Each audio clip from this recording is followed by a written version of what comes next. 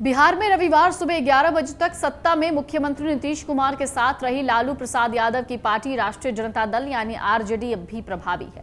अगले 14 दिनों तक नई बनी सरकार का राजद से पिंड नहीं छूटेगा।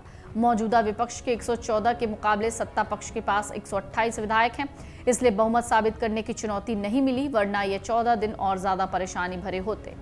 इसी तकनीकी परेशानी को देखते हुए रविवार को नई सरकार गठन के तत्काल बाद कैबिनेट की बैठक नहीं करके इत्मीनान से इसकी तैयारी की गई। इस बैठक में 14 दिनों तक आरजेडी से पिंड छुड़ाए रखने की नीति पर मुहर लगेगी। आरजेडी की ओर से राष्ट्रीय अध्यक्ष लालू प्रसाद यादव या पूर्व डिप्टी सीएम तेजस्वी यादव परेशानी का सबब नहीं है। संकट विधानसभा अध्यक्ष अवध बिहारी चौधरी हैं। वो आरजेडी से और महागठबंधन सरकार में विधानसभा अध्यक्ष की कुर्सी संभालते ही उन्होंने दूसरे तरह से सदन चलाने की परंपरा स्थापित की। देखा गया कि वो तत्कालीन सरकार के हिसाब से प्रस्तावों को झटके से निकाल देते थे। सरकार बदल गई है, लेकिन मुखिया नीतीश कुमार ही हैं। सीएम और जनता दल यूनाइटेड के मंत्रियों से ज्यादा भारतीय जनता पार्टी को इसका अनुमान है कि चौधरी के विधानसभा अध्यक्ष रहते क्या परेशानी होगी। इसलिए रविवार को सरकार गठन के कुछ ही देर के बाद बीजेपी के नंद किशोर यादव की ओर से अवध बिहारी चौधरी के खिलाफ अविश्वास प्रस्ताव का नोटिस विधानसभा सचिव को भेजा गया। चूंकि नियमानुसार अविश्वास प्रस्ताव 14 दिन पहले लाना होता है, इसलिए इतने दिनों तक चौधरी अगर चाहें तो अपनी कुर्सी पर कायम रह सकते हैं। राज्य की नई सरकार सोमवार को कैबिनेट बैठक कर रही है। इस बैठक में इन 14 दिनों का प्रभाव साफ दिखेगा। सरकार अवध बिहारी चौधरी के कुर्सी पर रहते हुए विधानसभा में बजट सत्र नहीं चाहती।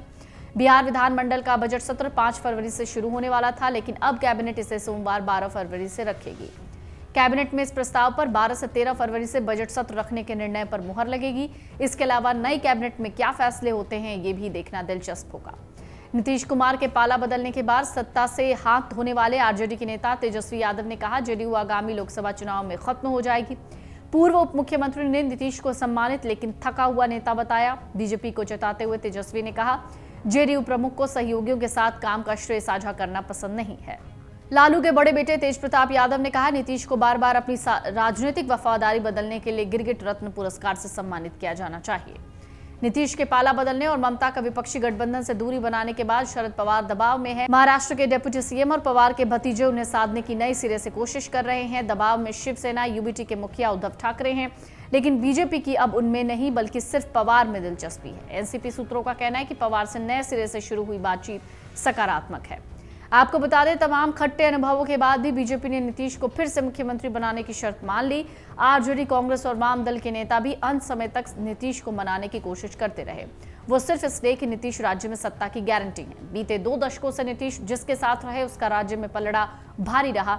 नीतीश के साथ आने से गठबंधन का वोट प्रतिशत 12% बढ़ जाता है।